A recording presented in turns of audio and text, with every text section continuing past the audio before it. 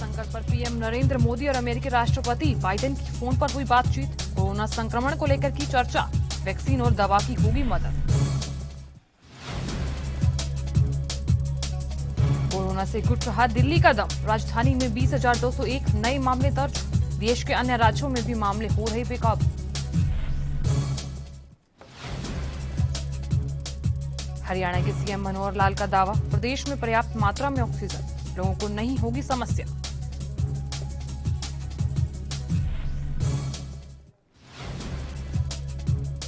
और अस्पतालों में ऑक्सीजन को लेकर बोले यूपी के सीएम योगी आदित्यनाथ, कहा प्रदेश में अस्पतालों में बेड, ऑक्सीजन, रेमडेसिविर की कोई कमी नहीं।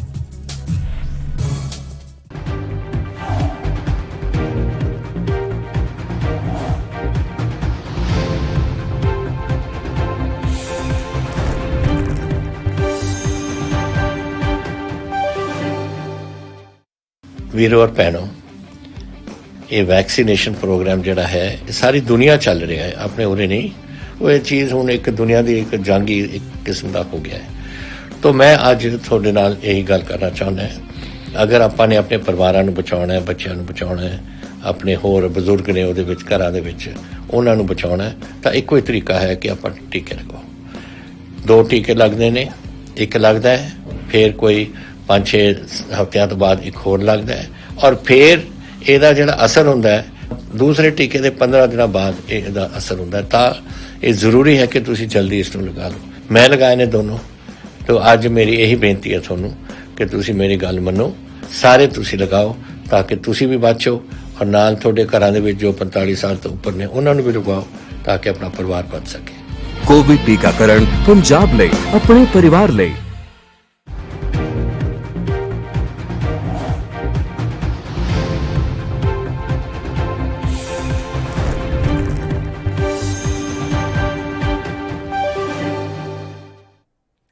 एनवी न्यूज देख रहे हैं आप और मैं हूं आपके साथ साधना बत्रा। बुलेटिन का आगाज अहम खबर के साथ करेंगे। पंजाब के मुख्यमंत्री कैप्टन अमरिंदर सिंह ने ड्यूटी के दौरान शहीद हुए पंजाब रेजिमेंट के सिपाहियों के लिए बड़ी घोषणा की है। आपको बता दें कि सियाचिन ग्लेशियर में बर्फीले तूफान के कारण 25 अप्रैल को पंजाब के 2 सैनिक प्रभजीत सिंह और सिपाही अमरदीप सिंह की मौत हो गई थी, जिस पर मुख्यमंत्री कैप्टन अमरिंदर सिंह ने संवेदना प्रकट करते हुए शहीद जवानों के परिजनों को 50-50 लाख रुपए का एक्स ग्रेशिया मुआवजा और एक सरकारी नौकरी देने का बड़ा ऐलान किया है। इसी के साथ आपको बता दें कि बहादुर सैनिकों के परिवारों के साथ हमदर्दी जाहिर करते हुए कैप्टन अमरिंदर सिंह ने कहा कि अपनी जान जोखिम में डालकर देश की एकता और अखंडता की रक्षा करने के लिए उनकी समर्पित भावना बाकी सैनिकों को अपनी ड्यूटी और भी समर्पण और वचनबद्धता से निभाने के लिए प्रेरित करती रहेंगी।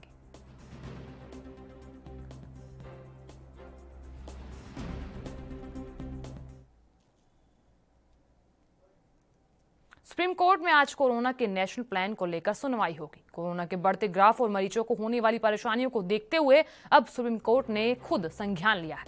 केंद्र को नोटिस जारी कर कोरोना से निपटने के लिए नेशनल प्लान मांगा था और ऐसे में इसी मसले पर जस्टिस डीवाई चंद्रचूड़, जस्टिस एल नागेश्वर राय और जस्टिस एस रविंद्र भट्ट की बेंच सुनवाई करेगी। बताया जा रहा है कि कोर्ट में इस मामले में वरिष्ठ वकील हरीश साल्वे को एमिक्स क्यूरी नियुक्त किया गया था। हालांकि हरीश साल्वे ने खुद को केस से अलग करने की अनुमति मांगी थी, जिसके बाद कोर्ट ने उन्हें केस से हटने की अनुमति दे दी थी। यहां सुप्रीम कोर्ट सुनवाई के दौरान कोरोना से निपटने के लिए 4 मुद्दों पर चर्चा कर सकती है, जिसमें ऑक्सीजन, दवाई, वैक्सीन देने का तरीका और लॉकडाउन लगाने के अधिकार जैसे मुद्दे शामिल हैं।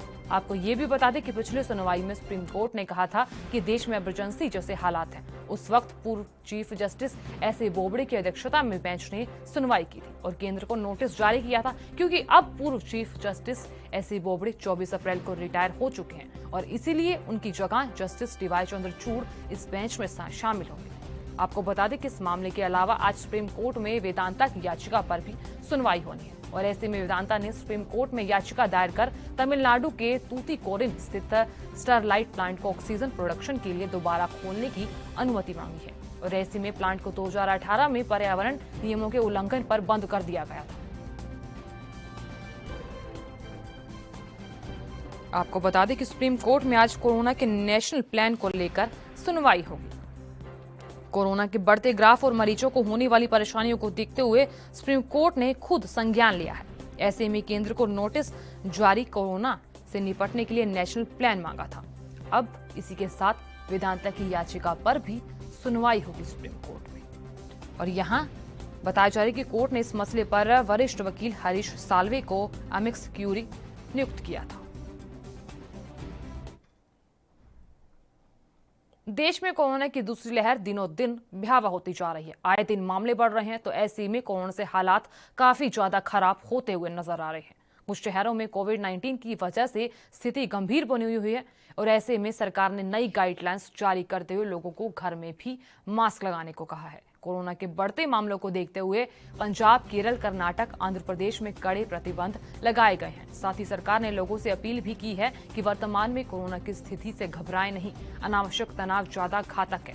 बढ़ते कोरोना वायरस से निपटने के लिए पंजाब सरकार ने शाम 6 बजे से सुबह 6 बजे तक, बताया जा रहा है कि शाम 6 बजे से सुबह 5 बजे तक रात के कर्फ्यू की घोषणा की। साथ ही पंजाब सरकार ने शाम 5 बजे तक दुकानें बंद करने का आदेश दिया और इसी के साथ रात्रि के कर्फ्यू को 2 घंटे बढ़ा दिया है और अब 8 बजे की जगह 6 बजे ही कर्फ्यू लगा दिया जाएगा। और यहाँ केरल सरकार ने सोमवार को सर्वदलीय बैठक में सिनेमाघर, मॉल, जिम बंद रहेंगे और इसी के साथ बताया जा रहा है कि राज्य पूर्ण तालाबंदी नहीं करने का ये बड़ा निर्णय लिया गया है।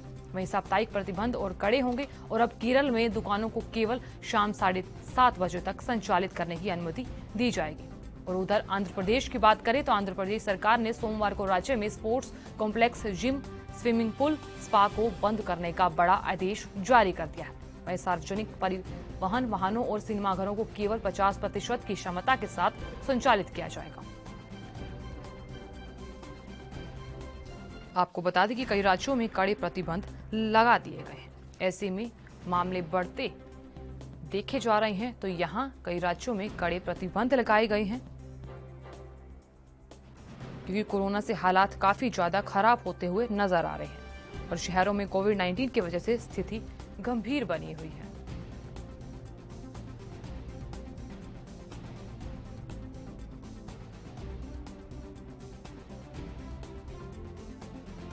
आपको बता दें कि आंध्र प्रदेश में जिम, स्विमिंग पूल अब बंद रहेंगे। देश में लगातार कोरोना के मामले बढ़ रहे हैं, तो ऐसे में ये बड़ा फैसला लिया गया है। हरियाणा के फतेहाबाद में प्राइवेट अस्पताल में ऑक्सीजन की कमी को लेकर जमकर हंगामा हुआ। यहाँ प्राइवेट अस्पताल के पास कुछ ही समय की ऑक्सीजन बची है, जिस पर सीएमओ की टीम ने मौके पर पहुंचकर अस्पताल का निरीक्षण किया और ऐसे में अस्पताल में 2 सिलेंडर का प्रतिबंध किया गया और साथ ही सीएमओ की टीम और फतेहाबाद प्रशासन ने अस्पताल प्रबंधन को जल्द ऑक्सीजन दिलाने का भरोसा दिलाया।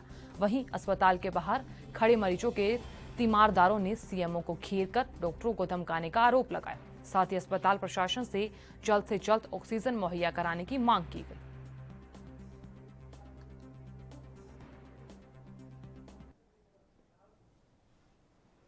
चलिए आपको बड़ी खबर की ओर ले चलते हैं और इस वक्त की अहम और महत्वपूर्ण खबर आपके सामने दिखा रहे हैं।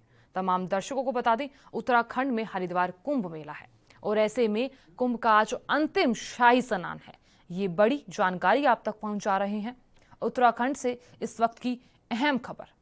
तो यहाँ शाही स्नान को देखते हुए सुरक्षा के कड़े इंतजाम किए गए हैं। बताया जा रहा है कि बेहतर ड्यूटी करने वाले पुलिसकर्मी को सम्मानित किया जाएगा।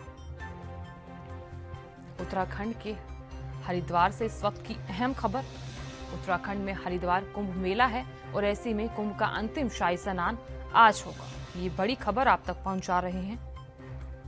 सुरक्षा के पुख्ता इंतजाम किए गए हैं क्योंकि एक तरफ कोरोना फैल रहा है, तो ऐसे में सुरक्षा के कड़े और पुख्ता इंतजाम किए गए हैं।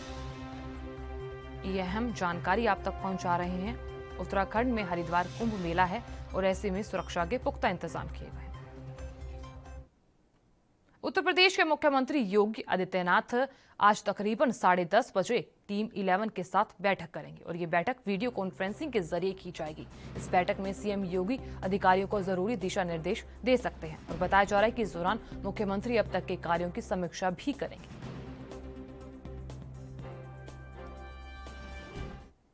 उत्तर प्रदेश में बीते 24 घंटों में कोरोना के 33,574 नए मामले सामने आए और जबकि कोरोना के चलते 249 लोगों की मौत हो गई। और यहाँ लखनऊ में कोरोना के सबसे ज्यादा 4,566 नए मरीज मिले हैं। हालांकि राहत की बात तो ये है कि लखनऊ में 6,000 से ज्यादा मरीज ठीक हुए हैं, जबकि पूरे प्रदेश में ठीक होने वाले मरीजों की संख्या 26,500 से ज्यादा है। वहीं बढ़ते कोरोना के केस को देखते हुए नोएडा में मेट्रो ने बड़ा फैसला लिया है। अब नोएडा में कर्फ्यू वाले दिन यानी शनिवार और रविवार को मेट्रो नहीं चलेगी और ऐसे में कोरोना के केस बढ़ने के बाद नोएडा में मेट्रो संचालन के समय में बदलाव किया गया था, लेकिन अब नोएडा में वीकेंड पर मेट्रो बंद रहेगी। ये बड़ा फैसला लिया गया है क्योंकि आए दिन मामले बढ़ रहे हैं। तो ऐसे में अब यूपी के सीएम योगी आदित्यनाथ ने बड़ा फैसला लिया है कि नोएडा में वीकेंड लॉकडाउन के दौरान मेट्रो का संचालन नहीं होगा। हरियाणा के सीएम मनोहर लाल खट्टर ने राज्य में चिकित्सीय ऑक्सीजन की कोई कमी नहीं होने का बड़ा दावा किया है। ऐसे में सीएम ने लोगों को आश्वासन दिया कि राज्य सरकार सुनिश्चित कर रही है कि जनता को कोरोना महामारी के किसी भी तरह की समस्या का सामना नहीं करना पड़ेगा। सीएम ने कोरोना वायरस संबंधी हालातों का जायजा लेने के लिए पानीपत, रोहतक, हिसार और फरीदाबाद का दौरा किया।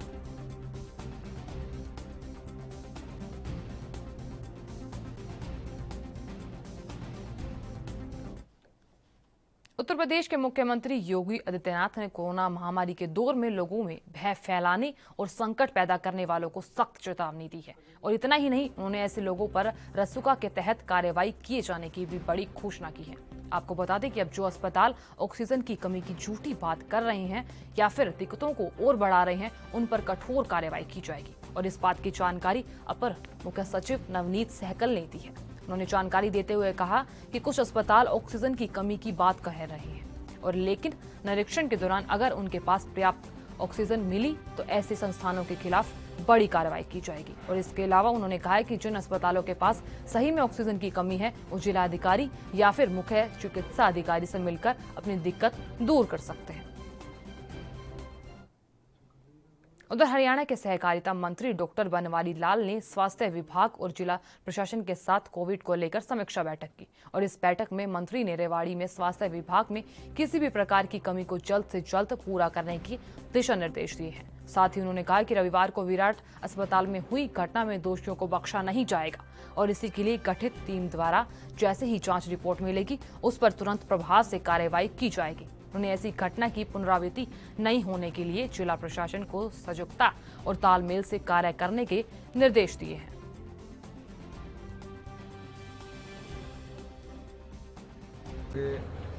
अपना सिविल सर्जन और डिप्टी कमिश्नर दोनों को बिठा के और अधिकारी जो इस काम में लगे उन सभी को बिठा के इस बात पर चर्चा की गई है।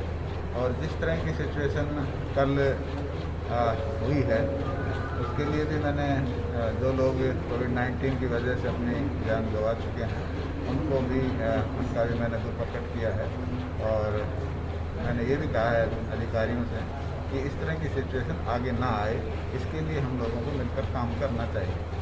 और उसके अंदर पूरा जो सिविल सर्जन से हमने फीडबैक लिया कि क्या आप लोगों की हम मदद कर सकते हैं, क्या आप लोगों को इसकी ज़रूरत है इस सिचुएशन को मीट आउट करने के लिए।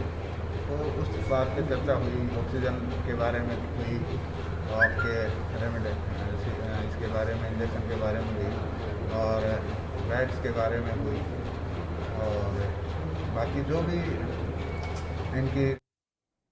चलिए आपको बड़ी और अहम खबर की ओर ले चलते हैं। देश में कोरोना की रफ्तार बेकाबू होती नहीं जा रहा है और ऐसे में दिल्ली में कोरोना में संकट लगातार बढ़ता ही नजर आ रहा है। अस्पतालों में बेड्स की कमी, ऑक्सीजन की कमी, वेंटिलेटर की कमी, अब स्टोर्स पर ऑक्सीमीटर की कमी। ऐसे में 4 कंटेनर लेकर दिल्ली ऑक्सीजन एक्सप्रेस पहुंची है। अस्पतालों में सिर्फ 12 आईसीयू बेड्स बचे हैं। ये बड़ी जानकारी आप तक पहुंचा रहे हैं। लगातार मामले बढ़ रहे हैं तो ऐसे में देश में भी कोरोना का संकट लगातार जारी है। दिल्ली में कोरोना के मामले लगातार बढ़ते ही नजर आ रहे हैं तो ऐसे में अस्पतालों में बेड्स की कमी, ऑक्सीजन की कमी और दवा स्टोर पर ऑक्सीमीटर्स की कमी। ऐसे में 4 कंटेनर लेकर दिल्ली में ऑक्सीजन एक्सप्रेस पहुंची है। अस्पतालों में सिर्फ 12 आईसीयू बेड्स बचे हैं। मामले बेहद ही गंभीर होते जा रहे हैं, क्योंकि लगातार मामले बढ़ रहे हैं और आम जनता के लिए भी चिंता का विषय है, क्योंकि अस्पतालों में लगातार बेड्स की कमी देखी जा रही है, जिसके कारण मरीजों को काफी दिक्कतों का सामना करना पड़ रहा है। ये बड़ी जानकारी आप तक पहुंचा रहे हैं। कोरोना के मामले लगातार बढ़ते ही नजर आ रहे हैं। दिल्ली में कोरोना संकट लगातार जारी है। आए दिन मामले बढ़ रहे हैं, तो ऐसे में मरीजों को भी दिक्कत का सामना करना पड़ रहा है। 4 कंटेनर लेकर दिल्ली में ऑक्सीजन एक्सप्रेस पहुंची है। अस्पतालों में अब सिर्फ 12 आईसीयू बेड्स बचे हैं। जाहिर तौर पर देखा जा रहा है कि स्थिति बेहद ही गंभीर होती नजर आ रही है। देश में जानलेवा कोरोना वायरस की दूसरी लहर अपना प्रकोप ढा रही है। अस्पतालों में बेड्स की कमी, ऑक्सीजन की कमी से मरीज दर दर भटक रहे हैं और ऐसे में देश भर में कोरोना का संकट लगातार बढ़ता ही नजर आ रहा है। ये अहम खबर आप तक पहुंचा रहे हैं। कई अस्पतालों में ऑक्सीजन की भारी कमी देखी जा रही है और इस बीच छत्तीसगढ़ के रायगढ़ से ऑक्सीजन टैंकर के साथ एक oxygen special train Delhi cantt पहुंच गई है, जिसके बाद अब दिल्ली के अस्पतालों में ऑक्सीजन की सप्लाई होगी। गौरतलब है कि राजगढ़ से दिल्ली और गुरुग्राम में लगातार ऑक्सीजन सप्लाई हो रही है और इससे पहले रविवार को जीएसपीएल से रायगढ़ संयंत्र से ऑक्सीजन टैंकर गुरुग्राम के मेदांता अस्पताल पहुंचा और ऐसे में जीएसपीएल के चेयरमैन नवीन जिंदल ने कहा है कि जीएसपीएल के ऑक्सीजन कारखाने में टैंकरों को तरल चिकित्सा ऑक्सीजन से भरा जा रहा है और देश के विभिन्न हिस्सों में भेजा जा रहा है। तो यहाँ देश में कोरोना का संकट लगातार जारी है और आए दिन मामले बढ़ रहे हैं और जो बेहद ही चिंता का विषय है। अब अस्पतालों में ऑक्सीजन की कमी दिखाई जा रही है, जिसके कारण मरीजों की मौत का आंकड़ा लगातार बढ़ता ही नजर आ रहा है। दवा स्टोर्स पर ऑक्सीजन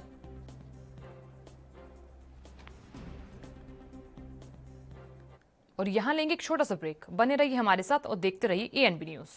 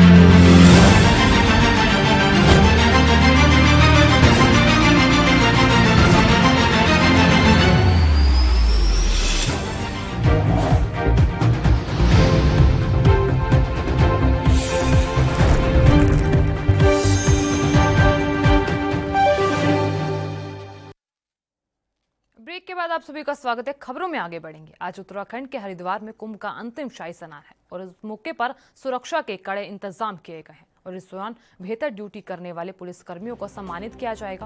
और ऐसे में आज होने वाले अंतिम शाही स्नान को लेकर आईजी कुंभ मेला संजय गुंजियाल और कुंभ एसएसपी जन्म जे खंडूरी ने कहा कि मेले के अंतिम चरण में भीड़ भाड़ प्रबंधन के साथ साथ अंदरूनी सुरक्षा को मजबूत किए जाने पर विशेष ध्यान दिया जाएगा।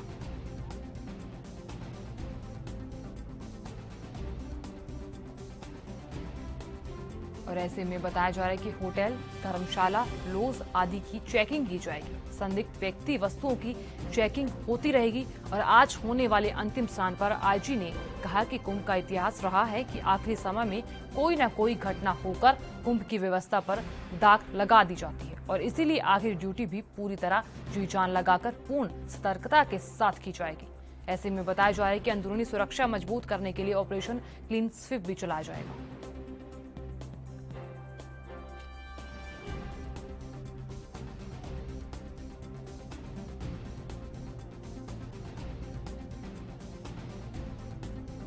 ये सीधी तस्वीरें आपको दिखा रहे हैं। और सभी से ये कहा जाए कि अपना डिस्टेंसिंग दूर का पालन करें और नियम आधार पर रहें, आस्था में डुबकी लगाएं, क्योंकि ये सबके लिए है। महामारी कोई एक के लिए नहीं है और इसमें कोई ज्ञानी ध्यानी कोई ऐसा भावना से नहीं देखा जाता है। इसमें तो सभी को अपना अपना पालन करते हुए आप सभी का बड़ा हार्दिक स्वागत है। परम भक्त जो हनुमान जी ऐसे नहीं हुए आज तक, कोई भक्त उन जैसा नहीं हुआ। आज उनका भी जन्मदिन है, हनुमान जयंती है, सबसे बड़ा पावन त्योहार तो आज है। उन जैसा भक्त कोई आज तक नहीं हुआ जिन्होंने अपनी हृदय में उनकी तस्वीर प्रभु की दिखा दी। और बस उन्हीं के द्वारा ये कहेंगे कि जो भी भक्त यहाँ पर उनके श्रद्धालु हों, प्रभु बस सभी पे अपनी कृपा बनाए रखें और सभी लोग अपना खुद अपनी केयर करें, मास्क लगा के रहें, सफाई का ध्यान रखें। माँ गंगा मैया सब पे अपनी कृपा बनाए रखेगी।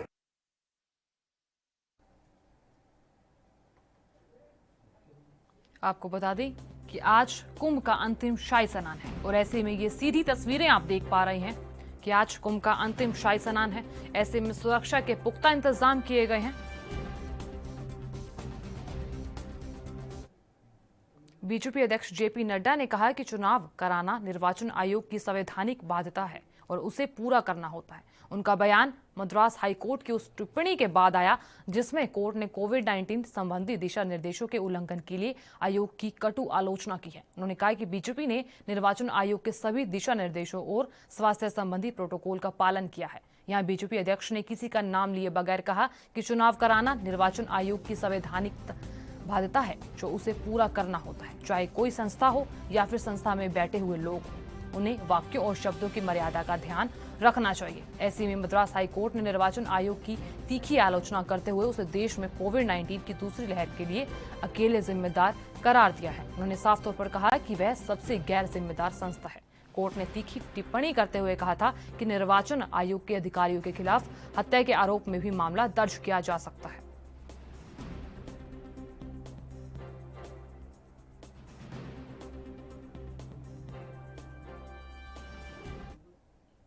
उधर टीवी की पॉपुलर एक्ट्रेस हीना खान के लिए बेहद ही मुश्किल खड़ी है। ऐसे में 6 दिन पहले अपने पिता को खोने के बाद हीना खान कोरोना पॉजिटिव पाई गई है। आपको बता दें कि इसकी जानकारी उन्होंने सोशल मीडिया पर खुद दी है।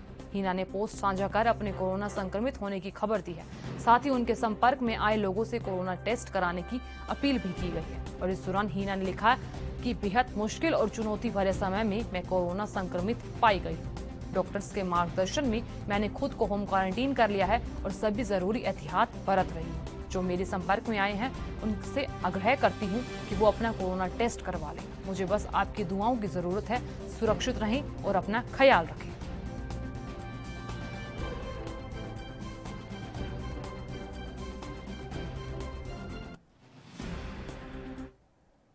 यूपी के फिरोजाबाद में रहने वाले 70 साल के वृद्ध व्यक्ति की इलाज न मिलने के कारण मौत हो गई और बताया जा रहा है कि तीमारदारों का कहना है कि जब वो पीड़ित को इलाज के लिए सरकारी ट्रॉमा सेंटर लेकर गए तो स्टाफ ने उसे ऑक्सीजन न होने की बात कहकर दूसरी जगह इलाज के लिए जाने को कह दिया और इस दौरान सुभाष तिराहे की सड़क पर ही मौत हो गई। और बताया जा रहा है कि घटना में एक बार फिर यूपी सरकार के दावों की पोल खोल कर रखती है।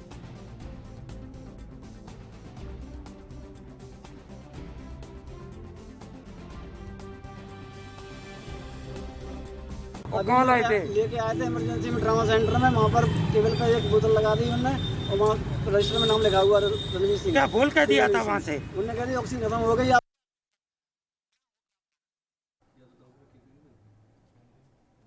राजस्थान में कोरोना संक्रमण की रफ्तार तेजी होती जा रही है और ऐसे में लगातार मामले बढ़ रहे हैं और इससे जान गंवाने वालों की संख्या भी लगातार बढ़ती ही जा रही है। और इस बीच राजस्थान के अशोक गहलोत सरकार ने बड़ा फैसला लिया है। आपको बता दें कि कोरोना संक्रमित शवों का अंतिम संस्कार पूरे सम्मान के साथ किया जाएगा और इतना ही नहीं, कोरोना संक्रमित शवों के अंतिम संस्कार का पूरा खर्चा सरकार उठाएगी। यहाँ मुख्यमंत्री अशोक गहलोत ने कोरोना संक्रमित शवों के अंतिम संस्कार के लिए बजट भी जारी कर दिया है। आपको ये भी बता दें कि सरकार की तरफ से 34.56 करोड़ रुपए का फंड जारी किया गया है जिसकी मदद से कोरोना संक्रमित शवों का अंतिम संस्कार किया जाएगा। यह मुख्यमंत्री ने आदेश दिए कि कोरोना से जान गंवाने लोगों का अंतिम संस्कार पूरे सम्मान के साथ किया जाएगा उन्होंने ये भी बताया कि राज्य के सभी नगरीय निकायों को आदेश दिए गए हैं कि वो कोरोना संक्रमित शवों के अंतिम संस्कार का खर्च उठाएंगे। अगर किसी कोरोना मरीज के अस्पताल में मौत हो जाती है तो उसके शव को अस्पताल से कब्रिस्तान या शमशान तक लाने का खर्चा भी सरकार द्वारा दिया जाएगा और इसके लिए मरीज के परिजनों से कोई पैसा नहीं लिया जाएगा।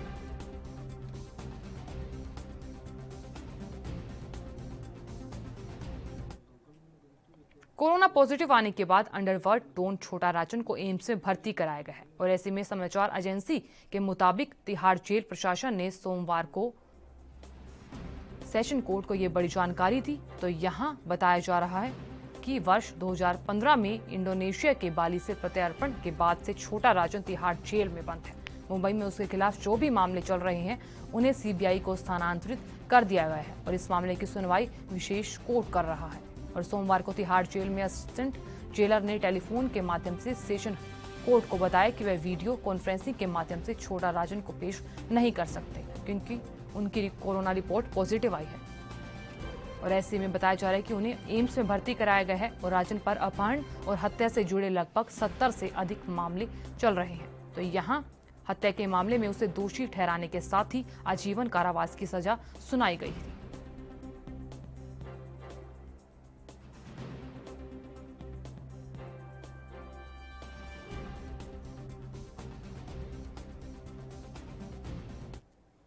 फिलहाल के लिए इस बुलेटिन में इतना ही। आप देखते रहिए ANB न्यूज। नमस्कार।